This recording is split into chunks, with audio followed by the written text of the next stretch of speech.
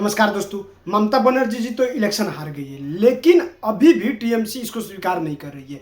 उनके प्रवक्ता और उनके नेता लोग न्यूज़ चैनलों पे आके ऐसे-ऐसे बातें कर रहे हैं कि मानो कि अभी वो लोग इलेक्शन मोड में हैं। आप लोग स्वयं देख लीजिए, अंत तक ज़रूर देखिएगा, बहुत मज़ा आएगा। अच्छा, ये तस्वीर आपके पास आया नहीं? अभी तोड़-फोड़ कर रहा है बीजेपी का लोग, टीएमसी का जो कर्मी है उनका घर तोड़ रहा है। ये तस्वीर आपके पास आया नहीं ना? अच्छा, आपके पास ये तस्वीर आया नहीं? हम लोगों का जो कार्यकर्ता है वो 50 ऊपर घायल है, ये भी आया नहीं। अच्छा, ये तस्वीर आपका आया नहीं अशोक जी?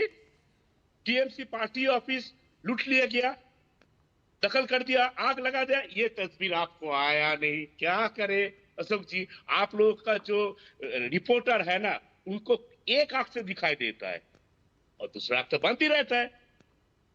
क्या आप करें? एक वो छोड़ दीजिए, क्या बात है। और आप एक से बोल रहे थे ना, क्या शेर लगा रहे थे, सुनिए। विश्व कवि रविंद्रनाथ टैगोर का तो नाम सुना ही होगा, हमारा नेशनल एंथम उन्होंने लिखा है।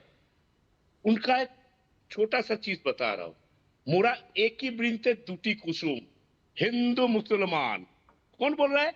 रविंद्रनाथ ठाकुर। ठीक है। दूसरा बात, ये देश ये देश सेकुलर कंट्री है। ये जितना हिंदू का है, उतना मुस्लिम का है, उतना सिख का है, उतना ईसाई का है।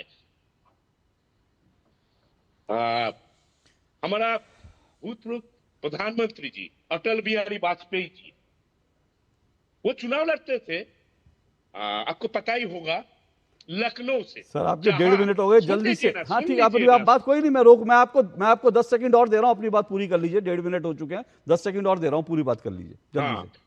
अटल बिहारी वाजपेयी जी लड़ते थे लखनऊ से। वहां 80% मुस्लिम है, उनको कोई तकलीफ नहीं है। लेकिन 2014 का बात ही हिंदू खतरे में आ गया। और ये लड़ाई का बात आप कह रहे थे ना, ये लड़ाई किसका साथ हुआ? भाजपा का साथ? टीएमसी नहीं, ये टीएमसी का साथ इलेक्शन कमिश्नर का लड़ाई हुआ। ओके इलेक्शन कमिश्नर ओके ये लड़ाई ओके ओके टीएमसी मैंने का साथ किया, ओके भाजपा ओके के। अरिंदर जी, आपके 1.5 मिनट से भी ज्यादा मैंने आपको समय दिया, रोका नहीं। आपने अपनी बात करी, मैं आपकी बात पे आऊंगा। राधिका खेड़ा जी रिस्पॉन्ड करेंगी पहले। राधिका जी। सभी को नमस्कार। अशोक जी, मेरे से पहले जो बोल रहे थे वो बोल रहे थे ये देश सेक्युलर है, ये हिंदुओं का भी देश है, ये मुसलमानों का भी देश है, ये क्रिश्चियंस का भी देश है। बिल्कुल, हम तो यही कहते हैं, सबका साथ सबका विकास। लेकिन जब बंगाल की बारी आती थी तो 15 साल तक ममता बनर्जी क्या कर रही थी?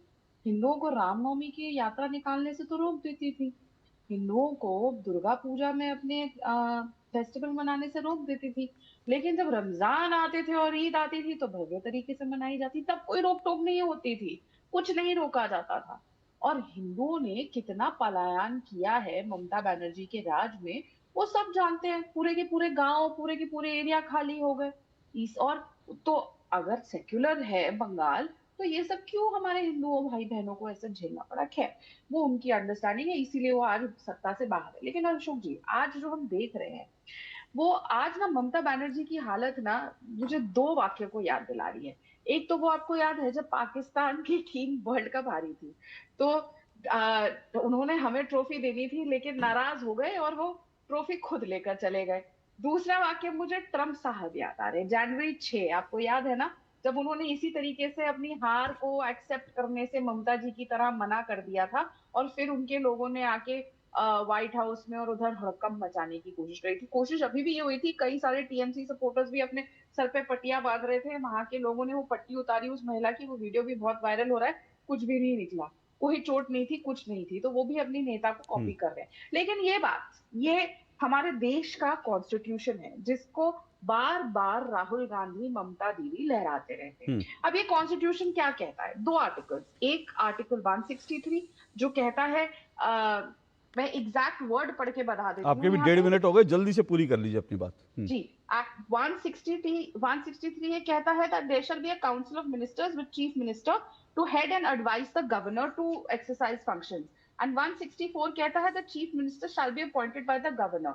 तो अब 163 के तहत तो भाई, क्योंकि ममता बनर्जी हार चुकी हैं, उनका जनादेश छिन चुका है 15,000 वोटों से, तो उनके पास आर्टिकल 163 की पावर्स नहीं है। 164 वो भी नहीं है क्योंकि वो हार चुकी है। और कल 6 तारीख को, जहां तक मेरी नॉलेज है, उनका टेन्योर भी एज चीफ मिनिस्टर खत्म हो जाएगा। तो after tomorrow she will cease to exist as the chief minister, because वो अपने ही भी घर की सीट हार गई, अब तो वो विधायक भी नहीं रही। ओके तो अब वो, लेकिन अगर वो इस कुर्सी पे बैठना जी चाहते तो कुर्सी लेकर दे देते हैं उनको, जी उतना प्यार है, बैठे घर में रखें, बैठे ले जाए कुर्सी, ठीक कोई है दिक्कत ठीक नहीं है ठीक है। अब वो उनके पास ज़्यादा ऑप्शन बचे नहीं है, वो जो भी कर रही हैं वो ठीक है। लेकिन इससे पहले मैं आगे बढ़ूं, अनिंदर जी आपकी एक दो बातों का मैं रिस्पॉन्ड करना चाहूँगा। आपने बिल्कुल ठीक कहा, और राधिका जी की बात से, आपकी बात से मैं पूरी तरह से सहमत हूँ। ये देश हिंदू, मुस्लिम, सिख, ईसाई सभी का है, बिल्कुल ठीक है। लेकिन सही बात है कि अगर इस देश में 17 साल तक हिंदुओं का मंदिर पर ताला लटका दिया जाएगा, यह कह के कि ताला खुल गया, तो मुस्लिम नाराज हो जाएगा, इलाके का मुस्लिम नाराज हो जाएगा। और आज जो तस्वीरें मैंने नहीं दिखाई, उनमें एक तस्वीर और आई थी, और वो तस्वीर जानते हैं क्या है? वो तस्वीर 24 परगना में मस्जिद बाड़ी रोड की तस्वीर है। ये जो 24 परगना का जो इलाका है जहां ये सड़क बनी, वहां पर लाखों की तादाद में हिंदू रहते हैं, 1000 मुस्लिम आबादी है, लेकिन वहां सड़क का नाम क्या रखा? मस्जिद बाड़ी रोड। मस्जिद बाड़ी रोड। आज जनता ने कहा उस सड़क का नाम मस्जिद बाड़ी रोड नहीं होगा, नेताजी सुभाष मार्ग होगा। ये वहां की जनता ने तय किया, ये आप भी कर सकते थे। और हिंदू मुस्लिम का देश है, तो सर मेरे हृदय में है काबा, लैनो में मदीना तो चलेगा, लेकिन जय श्री राम बोलने वालों की खाल खींच ली जाएगी, खाल खींच ली जाएगी जय श्री राम बोला तो ये आपका सेकुलरिज्म था, तो पब्लिक ने इस सेकुलरिज्म को उठा करके आपके साथ साथ कूड़ेदान में पटक दिया। बोलिए। आपको कौन बोला? हम लोग तो सभी को बोलते हैं जय सिया राम। अरे आज तो आपको- बहुत आपको खुशी का गुस्सा दिन आ है, गया। आज टीएमसी के लोग भी जय सिया राम बोल रहे हैं।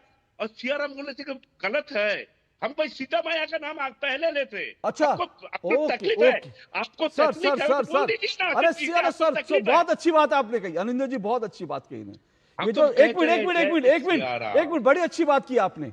जय श्री राम में श्री मतलब क्या होता है, बता दीजिए जरा। अरे श्री हम- के मायने हम- क्या होता है? सुन लीजिए ना बताइए बताइए, श्री के मायने क्या होता है? आप सुन लीजिए, मैं बता ये रहा हूं, कोई बता श्री नहीं है, ये अरे सुनिए, अरे तो सुनिए, श्री- अरे सुनिए सर, सुनिए।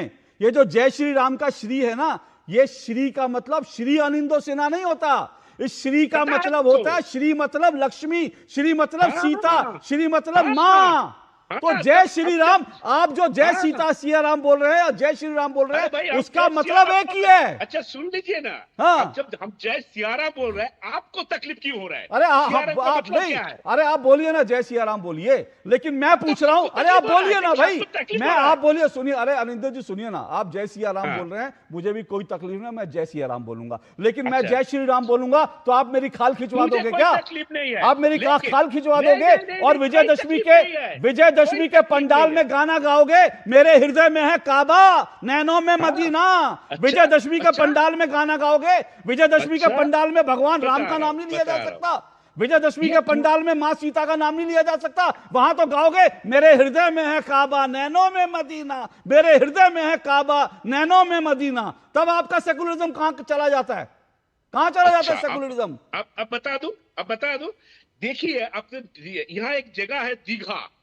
दीघा में जगन्नाथ देव का मंदिर बनाया कौन? ममता बनर्जी ने। यहाँ एक जगह है महाकाल का मंदिर बनाया कौन? ममता बनर्जी ने। और न्यू टाउन में दुर्गा मंदिर बनाया कौन? ममता बनर्जी ने। और एक बात सुन लीजिए, ये दुर्गा पूजा का बात कर रहे हैं ना आप, दुर्गा पूजा का वर्ल्ड हेरिटेज को लेके गया कौन? ममता बनर्जी ने। और आपको पता होगा कार्निवल होता है, कार्निवल में जो दुर्गा मैया के मूर्ति सभी को देखने को मिलता है, को कार्निवल नया भाई आया, बहुत वर्ल्ड भाई पे भी बहुत लोग आ रहे अच्छा हैं। काम किया। सुनिए ना बनाया। अनिंदो जी, बहुत अच्छा काम किया, उन्होंने बहुत मंदिर बनवाए, बहुत बढ़िया काम किया। उसके लिए हिंदू समाज की ओर से आपको हम बधाई देते हैं, शुक्रिया करते हैं। लेकिन हिंदू समाज ने, और हिंदू समाज ने क्यों, पश्चिम बंगाल की जनता ने, जिसमें सभी लोग थे, हिंदू मुस्लिम, सबने उठाकर आज टीएमसी को उठाकर जो है विपक्ष की पार्टी बना दिया, उसका आभार प्रकट। अब मेरी बात सुनिए, सुनिए, अब हो गया हो गया हो गया हो गया। और दूसरी मैं बात, एक और सेकंड, एक अशोक मिनट जी, एक एक मिनट fact एक check मिनट करना राधिका है, जी, बहुत राधिका जी जरूरी। हाँ अशोक बोलिए, जी, चलिए बोलिए। इन्होंने कहा कि दुर्गा पूजा को वर्ल्ड हेरिटेज में ले जाने का काम ममता बनर्जी ने किया। Fact factually incorrect. यहाँ पे बैठ के अपनी नेता की तरह झूठ मत बोलिए, क्योंकि दुर्गा पूजा जो कोलकाता में हुई जाती है वो नॉमिनेट हमारी सरकार प्रधानमंत्री श्री नरेंद्र मोदी जी द्वारा 2019 में किया गया था, ताकि यूनेस्को को दिखाइए, इंटेलिजिबल दिखाइए, कल्चरल हेरिटेज में दिखाइए। दिया जाए। आपका कोई अरे रोल ठीक नहीं है, था। आप दिखाइए सर, आप भी तो दिखा दीजिए। झूठबाजी कर रहे थे। अरे आप अच्छा, दिखा दिखा दीजिए आनंदो जी, देंगे। आप दिखा जरूर, दीजिए जरूर, कि जरूर, ममता बनर्जी जरूर। यूनेस्को गई। खत्म। Bye bye, tata, good bye.